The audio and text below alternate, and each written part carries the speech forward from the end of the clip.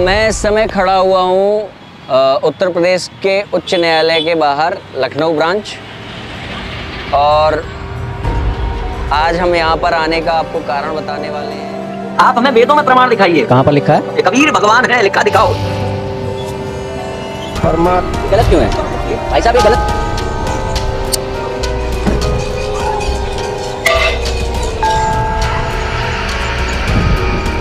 कबीर तो हम उसको बोलते हैं ना, कबीर। मुझे वो नियम बताइए संस्कृत के कि कबीर कबीर माना जाए। मतलब क्या क्या है कोई प्रमाण? कुछ इसमें क्या कारण होता है भगवान को पता होता है इन चीजों से, कुछ लोग हमें कोई जानते नहीं।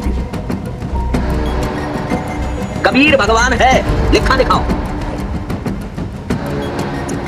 पता नहीं जी, कुछ भगवान ने आगे की कहानी बताई ही नहीं है, कहीं पर प्रदर्शित की ही नहीं है। वेदों में प्रमाण दिखाओ, वेदों में प्रमाण।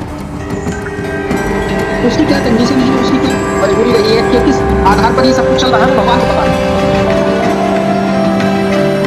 मुझे प्रमाण से बताइए कि कबीर कबीर कैसे बने, इस प्रमाण से।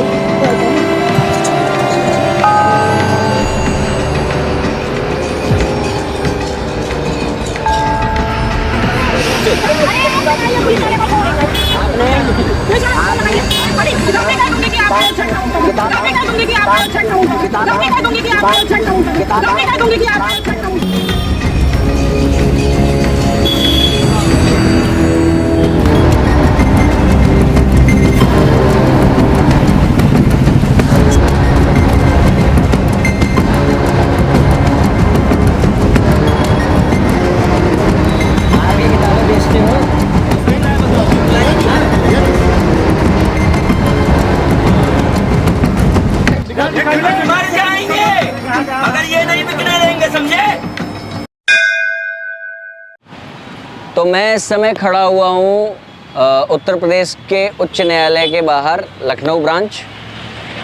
और आज हम यहाँ पर आने का आपको कारण बताने वाले हैं। एक बहुत ही शुभ सूचना है सभी हिंदुओं के लिए, सभी सनातन प्रेमियों के लिए। उससे पहले मैं थोड़ी सी अपनी यात्रा बताऊंगा कि मैं किस प्रकार से यहाँ तक पहुँचा।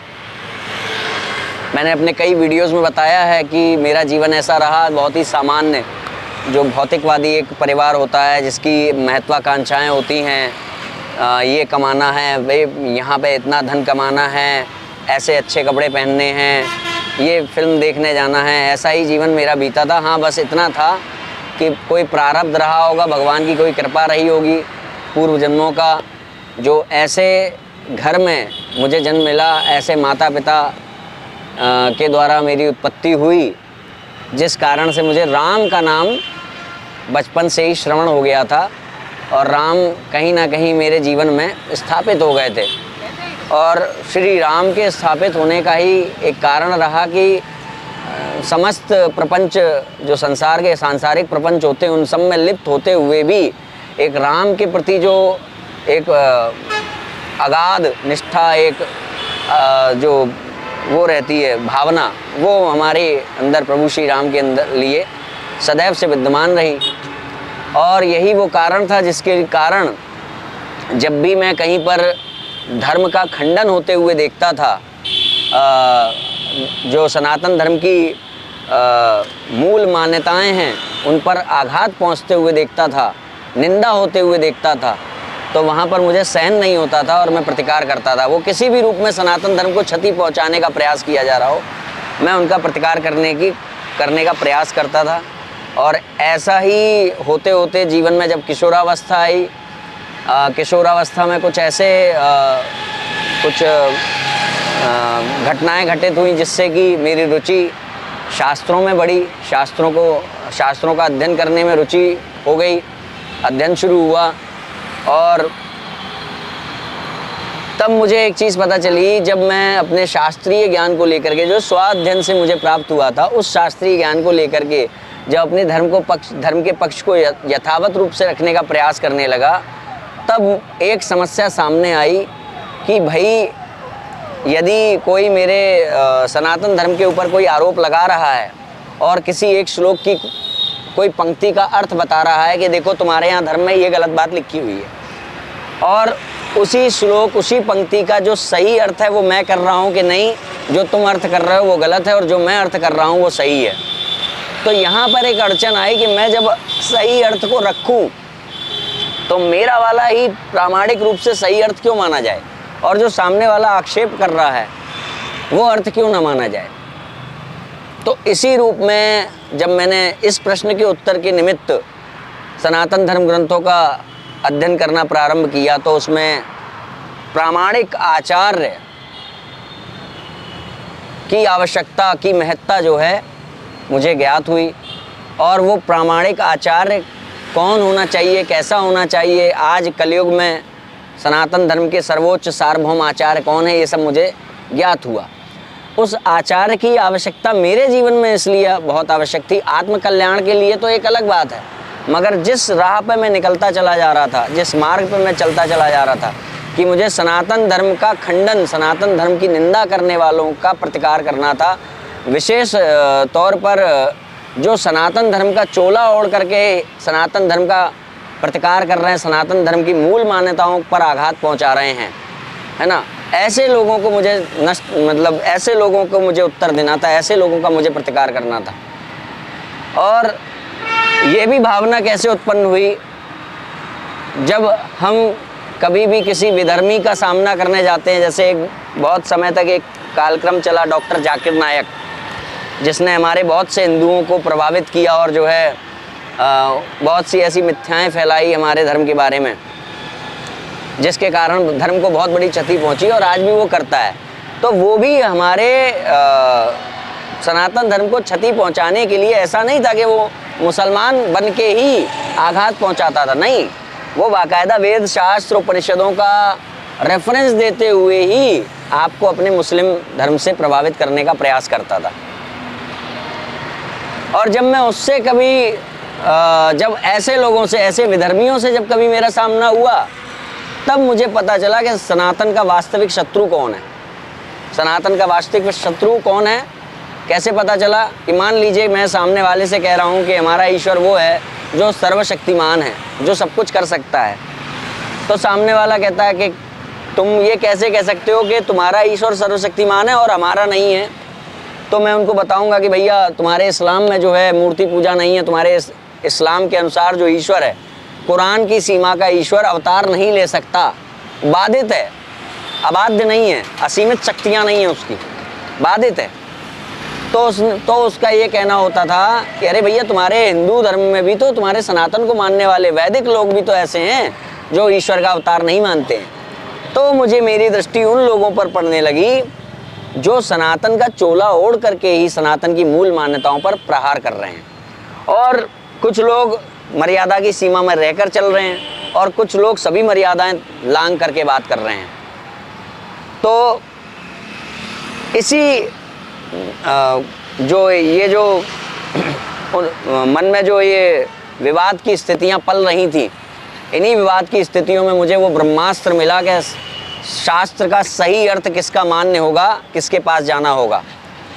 तो तब मुझे पता चला कि हमारे सार्वभौम आचार्य होते हैं शंकराचार्य, और उन्हीं की परंपरा से, वही ऐसी प्रामाणिक परंपरा है जिसको पीछे रखते हुए हम सामने वाले से कह सकते हैं कि इस परंपरा से प्राप्त जो शास्त्र का अर्थ है वही प्रामाणिक है, अन्यथा दूसरा अर्थ, इसके विरोध में दूसरा अर्थ मान्य नहीं है।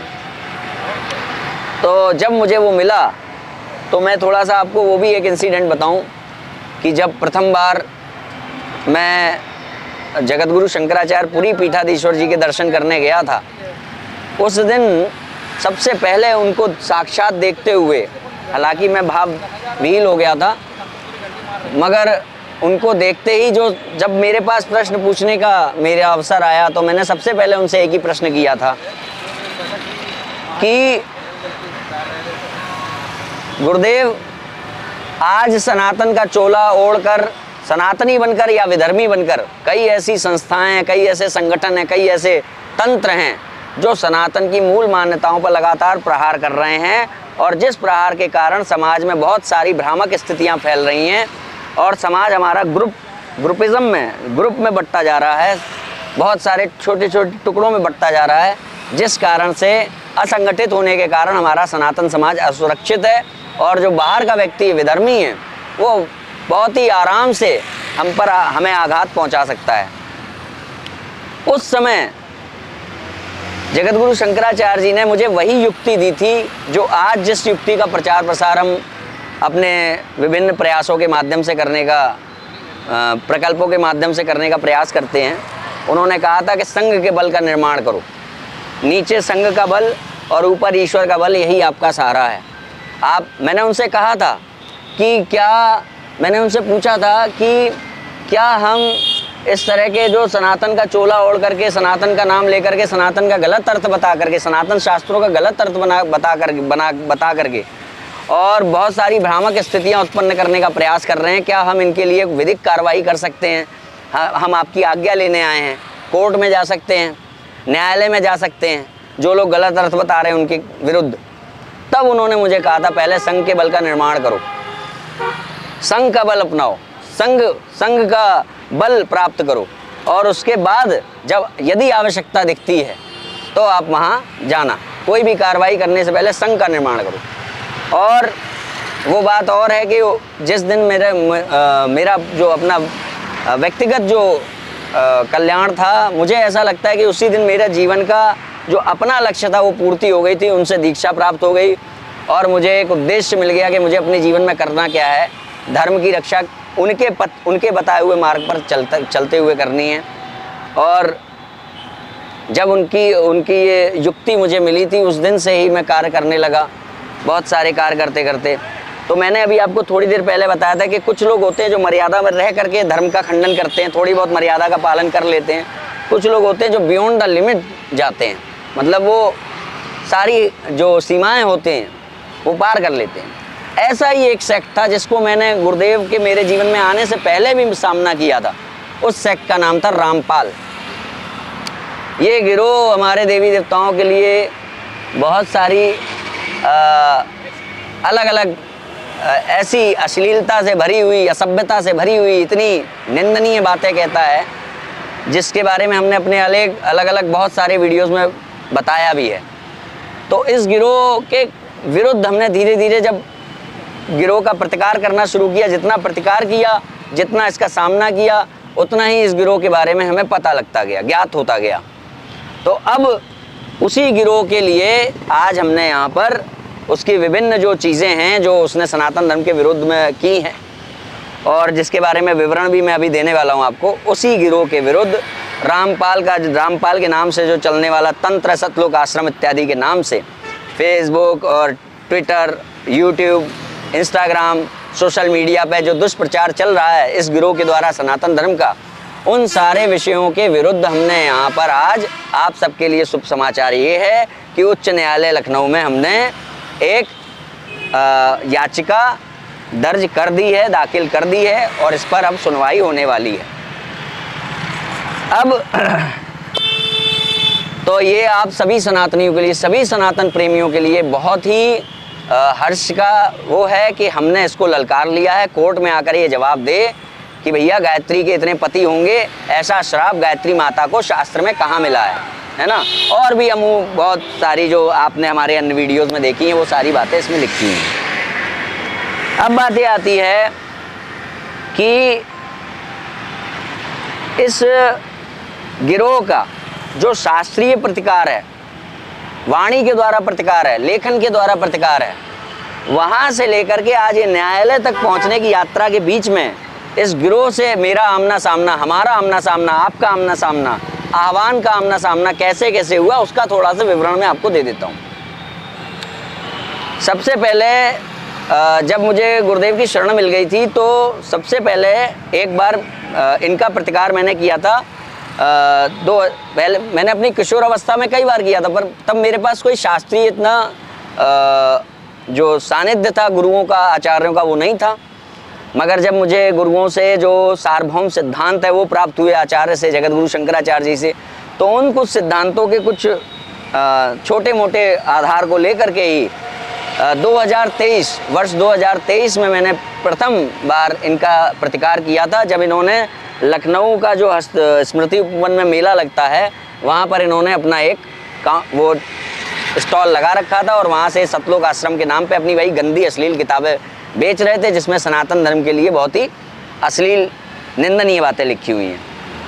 तो वहाँ पहुँच करके मैंने इनका प्रतिकार किया, मैंने इनसे क्वेश्चन किए कि भाई आप रामपाल को वो कर रहे हैं, आप वो वीडियो देख सकते हैं, आपको लिंक मिल जाएगा कि रामपाल को आप जगत गुरु कैसे कह रहे हैं, वो गुरु कैसे होता है, गुरु का अर्थ क्या है, और बहुत सी शास्त्रीय बातें। इसके बाद 2023 में मेरे पास संघ का बल बहुत कम था, तो 2023 में सर्वप्रथम जब मैं उनके पास गया था तो उन्होंने मेरा कैमरा बंद करवा दिया था और ये कहा था भाई ऑफ कैमरा हम बात कर सकते हैं, ऑन कैमरा नहीं करेंगे। और मुझे इतना गुस्सा आया था कि उस समय भी जो मेले के आयोजक होते हैं, जो प्रदर्शनी के आयोजक होते हैं, मैं उनका एक रंगारंग कार्यक्रम चल रहा था, वहाँ रंगारंग कार्यक्रम के बीच में अपना पोर्टेबल स्पीकर लेकर के, माइक लेकर के मैंने वहाँ पर जा कर के अनाउंस किया था। वो नृत्य आदि कार्यक्रम हो रहा था, उसके बीच में दर्शकों की तरफ से खड़े होकर के मैंने कहा था कि हिंदुओं, तुम्हें शर्म से मर जाना चाहिए, तुम यहाँ बैठ करके नृत्य आदि देख रहे हो और तुम्हारी माँ के बारे में, दुर्गा के बारे में इतनी असहनीय, इतनी अश्लील, इतनी निंदनीय बातें वहाँ पर लिखी हुई हैं। वो स्टॉल यहाँ पर स्वतंत्रता के साथ चल रहा है। और उसके बाद वहाँ पर मेरी सुनवाई नहीं हुई। उसके बाद मुझे कुछ अपने सहयोगी मिले, जिनके साथ पुनः दूसरे दिन जा कर के मैंने उस स्टॉल पर फिर से प्रतिकार किया और उस प्रतिकार का जो भी वहाँ पर चर्चा हुई, बातचीत हुई, उनका कैसे वो लोग निरुत्तर हुए, वो सारा वीडियो आपको हमारे YouTube चैनल पर प्राप्त हो जाएगा। 2023 बस इस प्रतिकार के बाद, वो 2023 के बाद वो स्टॉल बंद नहीं हुआ, चलता रहा। 2023 निकला, 2024 आया। अब तक गुरुदेव की कथनी के अनुसार, गुरुदेव के मार्ग निर्देशन के अनुसार मैं चल रहा था, तो धीरे धीरे संघ का बल एकत्रित हो रहा था।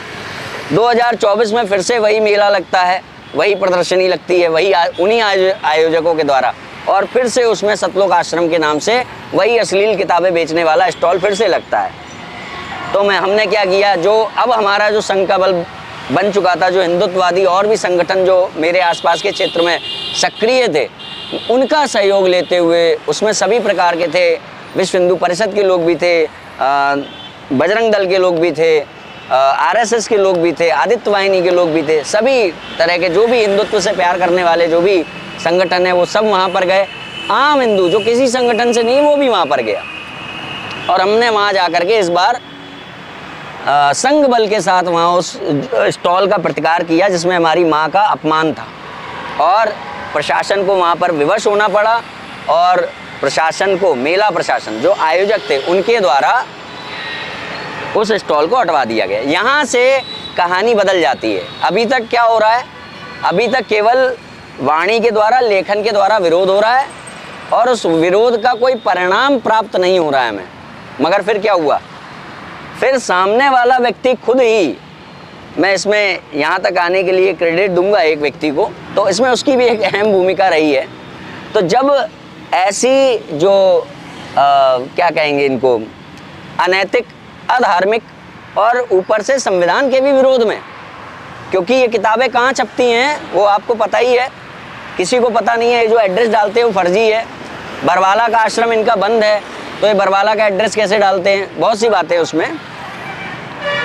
तो और जो एड्रेस डालते हैं बवाना वाला, वो भी एड्रेस पे हम लोग होकर के आए हैं, वहाँ पर भी पाउडर बन रहा है। तो इल्लीगल रूप से बनने वाली किताबों का प्रचार प्रसार किया जा रहा है और हम उसका विरोध कर रहे हैं।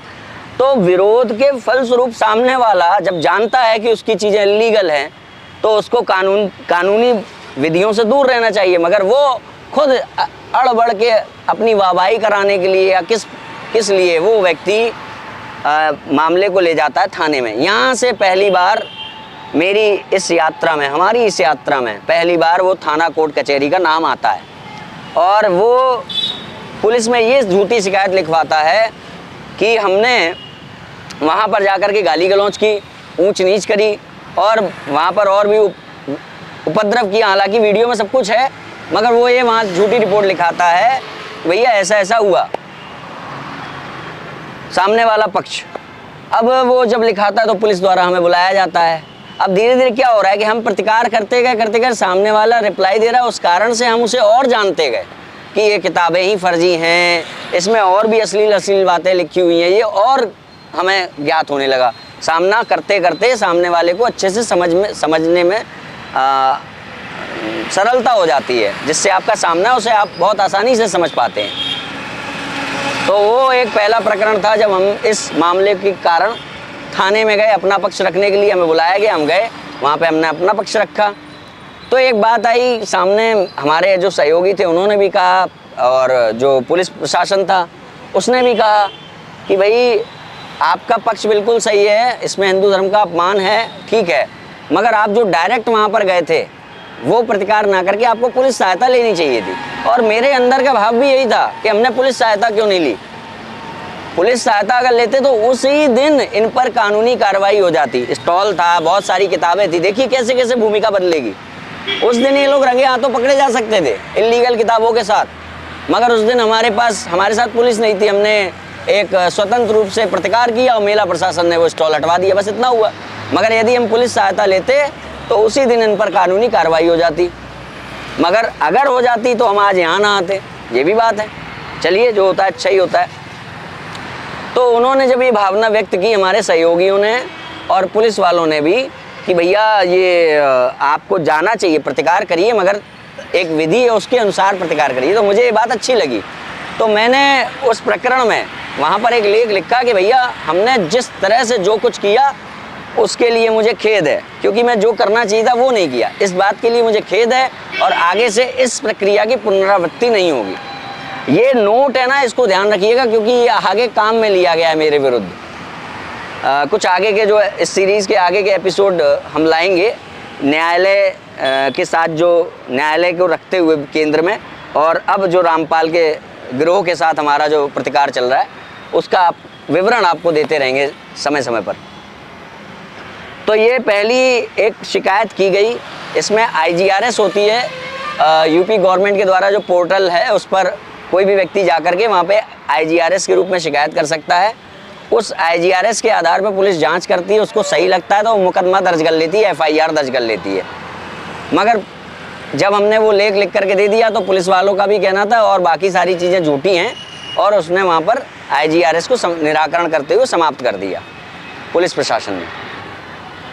इसके बाद क्या होता है कि कुछ ही दिनों बाद हमको फिर से इस गिरोह के द्वारा नियुक्त एक महिला कहीं पर मिलती है, जो हमारे लोगों का मतांतरण करने का प्रयास कर रही थी, वहाँ पर कुछ पुस्तक बांटने के लिए प्रेरित कर रही थी। हम उसका जा कर के प्रतिकार करने स्वयं नहीं गए, हम वहाँ मौके पे पहुँचे, पुलिस बुला रहे हैं, केवल इतनी घटना है, उसका वीडियो है। और पुलिस नहीं आई क्योंकि उस महिला ने ये कह दिया हमारे पास किताबें हैं ही नहीं। तो हमने कहा किताबें नहीं है तो बात खत्म हो गई, और वो वहाँ पर हम लोग वापस चले आए, वो भी अपने घर चली गई। मगर सामने वाले पक्ष को क्या मिला? बहाना। तो वो अब एक झूठी शिकायत करता है दोबारा से हमारे विरोध में। अच्छा, पिछली बार उसने क्या षड्यंत्र किया था कि हमारा केवल नाम लिया था शिकायत करते समय, हमारे साथ जो अन्य संगठन थे, संगठन के लोग थे, उनमें से किसी का शिकायत नहीं किया, जिससे कि अपना पक्ष रखते समय मैं अकेला पड़ जाऊं। मगर ऐसा तो है नहीं, हिंदुत्व अभी मरा नहीं है ना, बहुत से हिंदू भाई मेरे साथ सदैव खड़े रहे। तो क्या है कि दूसरे वाले में जो हिंदू भाई हमारे साथ खड़े थे पिछले वाले प्रकरण में, अलग नहीं हुए थे, छोड़ के नहीं गए थे। अब इस वाले प्रकरण में जब महिला के द्वारा शिकायत दर्ज कराई गई हमारे विरुद्ध, दोबारा वही IGRS, तो जब ये दर्ज कराई गई कि भैया इन्होंने हमारे साथ वो जाति सूचक शब्द कहे हैं, छेड़खानी का मुकदमा लगाने की धमकी उस महिला ने ऑन कैमरा दी है हमें, और उस शिकायत में इसने अन्य हिंदू भाइयों का नाम भी ले लिया। अब ये दूसरी शिकायत पहुंचती है हमारी। अच्छा, अभी हम क्या कर रहे हैं? केवल अध्ययन और इनके बारे में और जो भी इनकी जो जानकारियाँ वो एकत्रित कर रहे हैं। अभी हम कोई कानूनी कार्रवाई इनके विरुद्ध नहीं कर रहे, हम इन अध्ययन कर रहे हैं कि इन्होंने और क्या क्या किया है, और साक्ष्य एकत्रित कर रहे हैं, अपनी तैयारी कर रहे हैं बड़ी लड़ाई के लिए। और ये हम पर ये फिर से IGRS लगाते हैं। इसमें मैं बहुत बहुत धन्यवाद देना चाहूँगा जो लखनऊ पुलिस है, आशियाना थाना क्षेत्र की। उन्होंने निष्पक्षता के साथ जांच करते हुए बिना किसी पक्षपात के, और उन्होंने जो है इसमें फिर से जांच की और जो सत्यता थी वो बताई। उन्होंने हमारे आसपास के क्षेत्र में जो अन्य वो लोग हैं, जो आस पड़ोस के लोग जो उस घटना स्थल के पास के रहने वाले हैं, उन सब का उन्होंने बयान लिया, स्टेटमेंट लिया, और उसमें फिर से IGRS में ये कहा, IGRS के जवाब में, कि भैया ये झूठे आरोप हैं, इनका विवाद धार्मिक विवाद है, और उस धार्मिक विवाद में दबाव बनाने के लिए झूठे आरोप लगा करके ये जो है IGRS लिखवाई गई है। तो भाई इन्होंने हमारे जो IGRS इन्होंने लिखवाई दूसरी वाली शिकायत, वो भी हमारे हाथ में है इस समय, और जो पहली वाली शिकायत लिखवाई थी IGRS के थ्रू वो भी हमारे हाथ में है। ये जो दूसरी वाली IGRS है, इसमें भी पुलिस ने जांच लगा दी। तो इस तरीके से 2 बार इन्होंने हमारे खिलाफ मुकदमा दर्ज कराने का प्रयास कर दिया। अच्छा, अब इन्होंने इस बीच क्या हुआ कि हमने इनकी जानकारी बटोरने के लिए इनका जो लखनऊ में जो सतलोक आश्रम नामक केंद्र है, वहाँ का एक दौरा किया कि वहाँ आसपास के क्षेत्र में लोग क्या जानते हैं इनके बारे में, वहाँ क्या होता है, कैसे होता है। तो हमें बहुत सी बातें पता चली, मगर क्योंकि हम वहाँ गए थे और वहाँ पर जब हम गए तो हमारे 2 लोगों को इन्होंने फिर से अपनी वही मतांतरण वाली किताबें पकड़ाने का प्रयास किया। हम वापस आ गए। अगले दिन इस व्यक्ति का फ़ोन आता है सामने वाले पक्ष से जो इनका पैरोकार है मुख्य, वो फिर हमें फ़ोन करके, जो जिसने पिछले वाले पहले प्रकरण से ही हमको फ़ोन के द्वारा धमकाना, चौकी में बैठ करके खुद को आग लगाने की धमकी देते हुए हमारे ऊपर मुकदमा करने की धमकी देना, ये सारा मतलब हैरेसमेंट टोटल वो शुरू से जो कर रहा था, उसी का फ़ोन फिर आता है और वो फिर हमसे पूछता है आप हमारे सतलोक आश्रम या नामदान केंद्र क्यों गए थे। तो हम उससे पूछते हैं कि भाई वो क्या कोई गई बीती जगह है, कोई आपत्तिजनक जगह है, कोई चोरी चकारी की जगह है जहाँ पर कोई जाएगा तो विवाद हो जाएगा, आपको आपत्ति क्यों? वो तो सामान्य जगह है ना। तो वो इस बात को लेकर के फिर से एक मुकदमा लगवाने का प्रयास करता है किसी अन्य थाने में, फिर से IGRS करवाता है कि इसने हमारे आश्रम के बारे में, नामदान केंद्र के बारे में अमुक अमुक शब्द कहे, और फिर से उसकी निष्पक्ष जांच होती है। फिर से ACP उसमें निष्पक्ष जांच करवाते हैं संबंधित थाना क्षेत्र के, और उसमें बिल्कुल निष्पक्षता के साथ लिखवाते हैं कि ये पूरा मामला फर्जी है। इस तरीके से कितने बार हो गया हमारे विरुद्ध कार्यक्रम प्रयास? 3 बार। पहली बार को छोड़ करके सामने वालों का जो पैरोकार है वो बाद वाले दोनों मामलों को, जिसमें पुलिस ने कह दिया था कि झूठे मामले हैं, उसको लेकर के वो कोर्ट में भी जाता है, और कोर्ट में जब जाता है तो कोर्ट के लिए फिर से रिपोर्ट वो मामला जांच के लिए आता है, और फिर हमें अपना पक्ष रखने के लिए बार बार थाने के चक्कर लगाने पड़ते हैं। हालांकि मुकदमा दर्ज नहीं होता क्योंकि पुलिस ने यहाँ पर बहुत ही सत्यवादिता के साथ बहुत ही निष्पक्ष भूमिका निभाई। इसके बाद अब हम जब इतना सब देख चुके थे, बहुत कुछ इनके बारे में जान चुके थे, तो फाइनली हम एक शिकायत पत्र बनाते हैं और अब हम IGRS के द्वारा संबंधित थाना क्षेत्र जो जहाँ पर इनका आश्रम है वहाँ के लिए शिकायत करते हैं IGRS पे। अब की बार हमारी शिकायत आती है सरोजनी नगर थाना क्षेत्र में, जिस पर पुलिस के साथ हमारा सुनियोजित संपर्क न होने के कारण और इनका निकटतम होने के कारण, क्योंकि जहाँ वो आश्रम है वहाँ के पास में ही वो थाना है, तो उनका आना जाना बहुत आसानी से हो सकता है, और हमारे घर से काफ़ी दूर है, हमारे निवास से हमारी जो कार्य क्षेत्र है उससे काफ़ी दूर है। तो अगर हम दिन में 1 बार जाएंगे तो वो दिन में 5 बार आ सकते हैं। तो कुछ इन कारणों से पुलिस हमारा पक्ष ठीक से जान नहीं पाई। तो प्रथम बार में हमारी रिपोर्ट पर भी पुलिस ने ये लिख दिया, मतलब उन्होंने हमारे पक्ष में जवाब नहीं लगाया, उसका निराकरण नहीं किया। FIR दर्ज करनी थी, नहीं की, और जो है मामले को व्यर्थ का बताते हुए उसमें लगा दिया। उस मामले के आधार पर कि हमने इस आश्रम की शिकायत की IGRS पे, हमको एक नोटिस आ गया सामने वाले पैरोकार के द्वारा दोबारा से मानहानि का 2.5 लाख रुपए के 2 नोटिस हमारे लिए, हमारे पिताजी के लिए। और वो जो हमारी जो IGRS निरस्त हुई थी व्यर्थ बताते हुए पुलिस के द्वारा, संपर्क ना हो पाने के कारण, उसके लिए भी एक प्रोटोकॉल होता है कि भाई फिर से हमसे पूछा जाता है संबंधित विभाग के द्वारा कि आप इस जांच से संतुष्ट हैं। तो हमने असंतुष्टि जताई उसमें, तो अभी भी वो विचाराधीन है। वो जांच जो हमने IGRS दी थी वो अभी भी विचाराधीन है, उस पर भी जांच चल रही है, क्या है वो एक अलग विषय है। मगर वो जो IGRS पे पुलिस ने हमारा पक्ष ना जानते हुए कुछ कार्रवाई कर दी थी, उसके आधार पर सामने वाले पैरोकार ने हमें फिर से नोटिस भेज दिए। और जब हमको वहाँ से पुलिस के द्वारा वो निस्तारण होता हुआ नहीं दिखाई दिया, तब इसमें जो है और इसका हमें ये नोटिस प्राप्त हुए तब फिर हमको उतरना पड़ा इस तरीके से कि भैया अब तो युद्ध स्तर पे कार्रवाई करनी पड़ेगी, युद्ध स्तर पे उतरना पड़ेगा, अन्यथा हम अगर नहीं उतरेंगे तो ये तो हमारे विरुद्ध हर क्षण कार्य कर ही रहे हैं, है ना। तो इसी बीच हमारे संपर्क में फिर आई जो कि लखनऊ में बहुत ही अच्छे स्तर की विद्वान मानी जाती हैं, अधिवक्ता हैं, हाई कोर्ट में लॉयर हैं, जो हमारी अग्रजा भी हुई, माननीय रंजना अग्निहोत्री जी। जब वो हमारे संपर्क में आई और हमने पूरा विधिवत शुरू से लेकर के अंत तक, जैसे हमने आपको सारी बातें बताई हैं, इसी प्रकार से पूरा वृतांत उनको सुनाया और उनके सानिध्य में, उनके मार्गदर्शन में आज जो है पूरे रामपाल गिरोह के विरुद्ध ये याचिका दर्ज हो रही है। ये मामला दर्ज हाई कोर्ट में चला गया है और बहुत सारे हमारे मजबूत निष्पक्ष हैं कि बहुत ही मतलब मजबूती के साथ हम कोर्ट में आए हैं और संभव है कि बहुत जल्दी ही इस प्रकरण में हमारे पक्ष में न्यायालय से ये हमें प्राप्त हो जाए समाधान हमारी समस्याओं का। इसमें मेरे ख्याल से कितने 14 लोगों को, 14 पार्टीज़ को पार्टी बनाया गया सामने विपक्ष में। बाकी तो कुछ कई सारी गवर्नमेंट बॉडीज़ हैं, गूगल है, यूट्यूब है, बहुत सारी हैं। और रामपाल की बात करें तो रामपाल को भी पार्टी बनाया है, उसके केंद्र को भी पार्टी बनाया है ना, क्योंकि रामपाल के नाम से ये लोग मिथ्स फैलाते हैं ना। मैंने आपको शुरू में कहा था ये लोग क्या क्या कर रहे हैं जो इल्लीगल है, क्या क्या कर रहे हैं। हिंदू धर्म के बारे में निराधार भ्रम फैलाना, हिंदू धर्म के बारे में निराधार अश्लील टिप्पणियाँ करना, देवी देवताओं का मजाक बनाना, धार्मिक भावनाएं आहत करना, ठीक है। इसके बाद इल्लीगल रूप से इन किताबों को छापना, इल्लीगल रूप से इन किताबों का प्रचार प्रसार करना ऑनलाइन इंटरनेट के माध्यम से, जहाँ जिस प्रकार से भी। इसके साथ ही साथ ये भ्रम फैलाना कि हमारे जो गुरुदेव हैं वो वहाँ से जेल धाम से प्रवचन करते हैं, ये भी एक ऑफेंस है। पब्लिक को आप बेवकूफ़ बना रहे हो, सामने वालों को।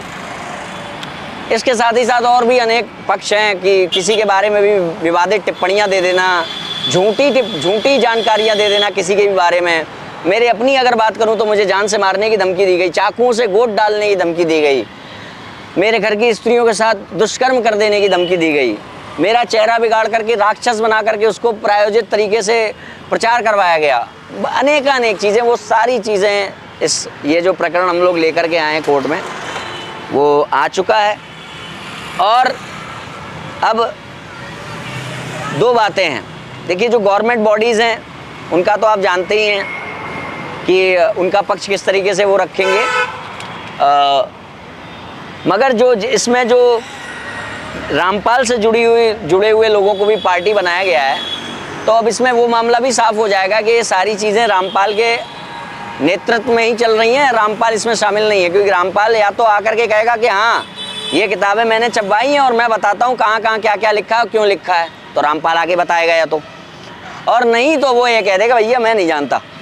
ठीक है, दोनों ही बातें हमारे पक्ष में है। यदि वो आ जाता है तो अच्छी बात है, क्लियर हो जाएगा, दूध का दूध और पानी का पानी कर लेंगे कोर्ट में। आए तो सही कोई, उसके पक्ष से कोई आएगा तो वो किस प्रकार से माना जाए कि वो रामपाल नहीं भेजा है, ये भी बात आएगी। बहुत सारी चीज़ें हैं कि किस प्रकार से कौन रामपाल से कनेक्ट होगा, उसके पास क्या अथॉरिटी है, कौन सी संस्था कहाँ पंजीकृत है। हाँ, एक ये भी ऑफेंस था कि कोई इनका संगठन पंजीकृत दिखाई नहीं दे रहा है ना, ये भी एक बात है। तो ये सारी चीज़ें हमारे पक्ष में होने वाली हैं, यही शुभ समाचार आपको देने थे। अब पुलिस ने जो हमारी बातों को समझ ना पाने के कारण एक आख्या जो लगाई IGRS पे प्रथम बार, बाकी उस पर अभी विवेचना चल रही है, बाकी है, वो निरस्त नहीं हुई है। तो जो उसने आख्या लगाई वो, और जो इनका जो हमारे विरुद्ध जो 2.5 लाख का नोटिस आया है, 2 है ना, मेरे और मेरे पिताजी के नाम से, इस पर एक विवेचनात्मक वीडियो हम अलग से लाएंगे। इसके बाद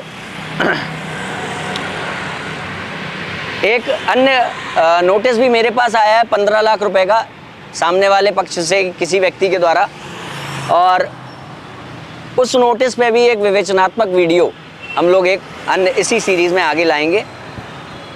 नोटिस के बारे में हमने जो भी हमें अभी तक नोटिस प्राप्त हुए, हमने किसी का भी जवाब नहीं दिया, क्योंकि हम अपनी इस कार्रवाई में, ठोस कार्रवाई में करने में व्यस्त थे। तो आवश्यक नहीं दिखाई दिया कि उनका उस तरीके से विधिवत एक जवाब दिया जाए, परंतु इस विवेचनात्मक आने वाले वीडियो के माध्यम से हम उसमें अपना पक्ष भी रख देंगे सामने वाले को, जो अगर जवाब हमारे उत्तर की प्रतीक्षा हो तो आप सभी का स्वागत है इस धर्म युद्ध में।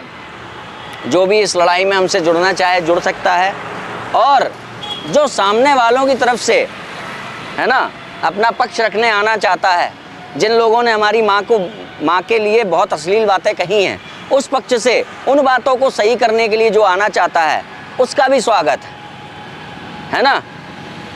तो ये थी सारी जानकारी, आपको ये शुभ सूचना देनी थी। हाई कोर्ट में मामला पहुंच गया है, सबमिट हो गया है, और एक एक बात को बहुत ही